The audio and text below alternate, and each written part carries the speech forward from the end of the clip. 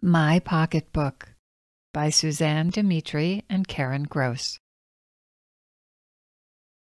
This story is dedicated to all the girls and boys and women and men who have carried pocketbooks, many of whom do so, we suspect, without knowing why. Now they can carry them with pride. When I was young, everybody teased me because I always had a pocketbook with me. I took it with me when I went outside, when I went to the store, when I went to school. I took it to friends' houses. I took it to sports games. I took it to my grandma's house. I took it on car trips. I took it everywhere I went. Sometimes I even took it to bed with me. Other times it just sat on the night table watching over me. Everyone would ask me, "What's in your pocketbook? It looks so full." And I would reply, "Lots of things, my things." Sometimes I had crayons in it. Sometimes I had crackers in it. Sometimes I had a penny or two in it. Sometimes I just stuffed it with paper. So it looked all filled up. When I was young, I think my mother emptied my pocketbook at night or when I wasn't looking, because my pocketbook always had room for new things each day. She never mentioned it. She never asked about it. She just made sure I had room in my pocketbook for my things. Once I thought I had lost my pocketbook, and I was really scared I had left it somewhere never to be found, and it was gone, gone, gone. Gone forever and ever. But I found it under the covers of my bed, resting there and waiting for me. I think it missed being on my arm, just as I had missed it. As I grew older, I still carried a pocketbook, although I called it a purse then. That was a way more grown-up way of saying pocketbook back then, although other new words have been invented and are used today, like handbags and man bags. When I was a teenager, I carried my secret diary and my pen in it. I carried a comb and lipstick and keys on a chain in it. I carried a few dollar bills all crumpled up. I carried used gum wrappers and pink and white mints wrapped in plastic. And sometimes I carried a photo of my favorite television actor, Richard Chamberlain, if you are curious. I changed my purses to match my clothes, and I had quite a collection of purses. But no matter the size or color, I always had a purse with me, even though my friends teased me about my constant wrist friend. When I was a young mother, I had a big purse. I filled it with toys and snacks for my children. I filled it with papers and shopping lists and reminder notes. I filled it with schedules. Sometimes there was even an orphaned earring or two. My purse always had a letter or two or three, some to mail and some recently received. I always had stamps in my purse, although I could never find them. They hid, it seemed to me, and never wanted to be found. And yes, I had coins and paper money and credit cards and my driver's license with its horrible mugshot-like photo. I sometimes refused to change purses, even if the one I was using didn't match what I was wearing, or had a hole in it, or a tattered look. It was too much work to move things, or I was stuck doing what I was doing, and sorting wasn't my thing. There was just too much to transfer anyway. Even when my mother bought me a new shiny purse to replace my worn-in one, I didn't use it, and it just sat in a closet, empty and waiting. As I got older, I still carried a purse. I carried glasses and tissues and lifesavers and money and credit cards and pictures of my grandchildren.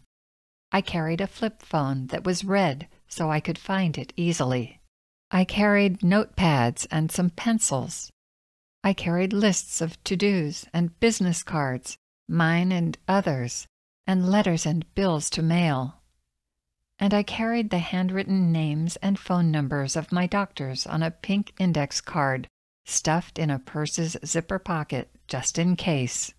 Now I am much older, and I don't go out all that much, but I still carry a pocketbook wherever I go.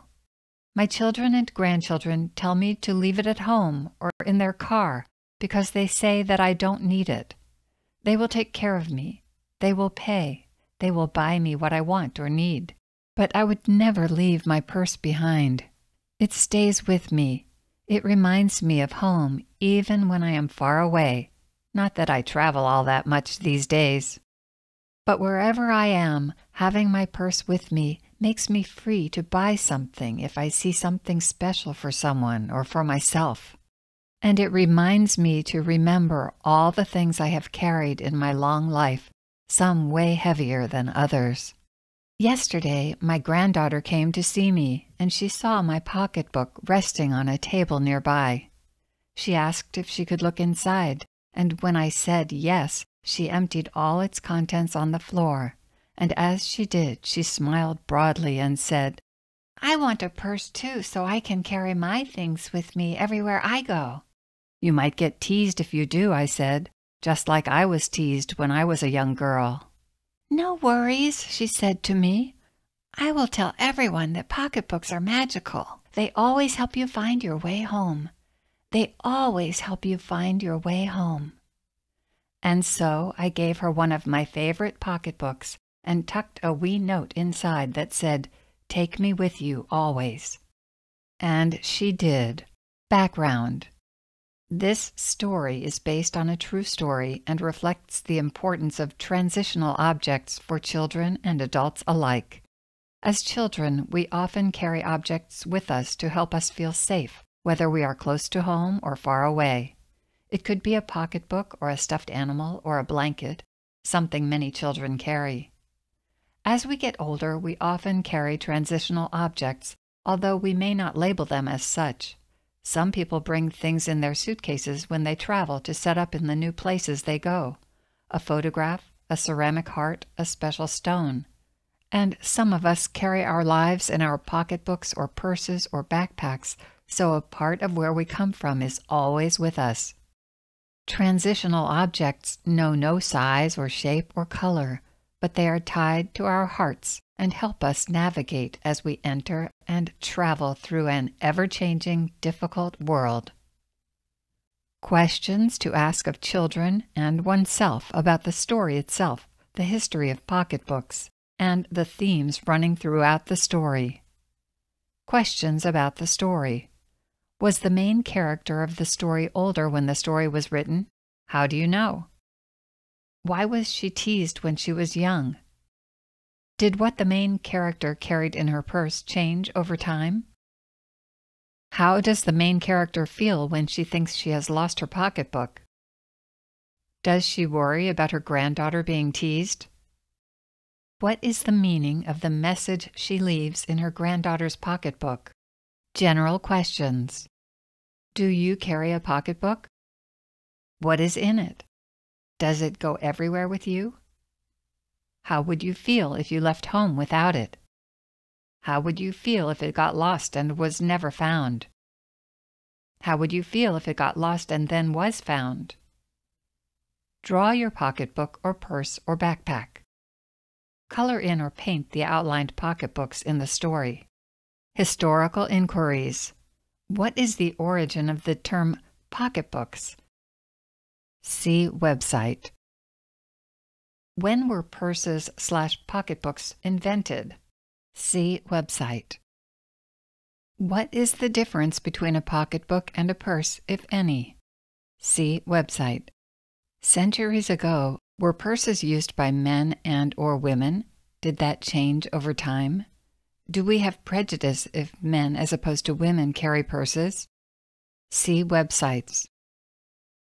Many books with photographs have been written about purses, pocketbooks, handbags. Review one of them and share what you learned from the book. About the authors.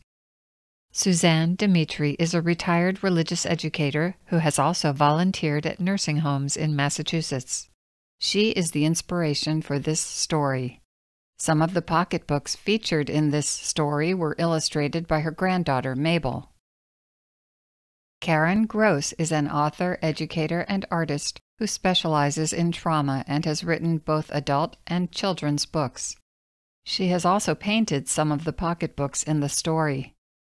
Sue and Karen are next-door neighbors and consider themselves soul sisters who were meant to find each other and did. Acknowledgements. This book's audio has been brought to you in partnership with Insight for the Blind, so that all may read. To learn more about Insight or to support their mission, visit www.insightfortheblind.org. Narrated by Wendy Sager Pomerantz. Edited and produced by Matt Corey. The end.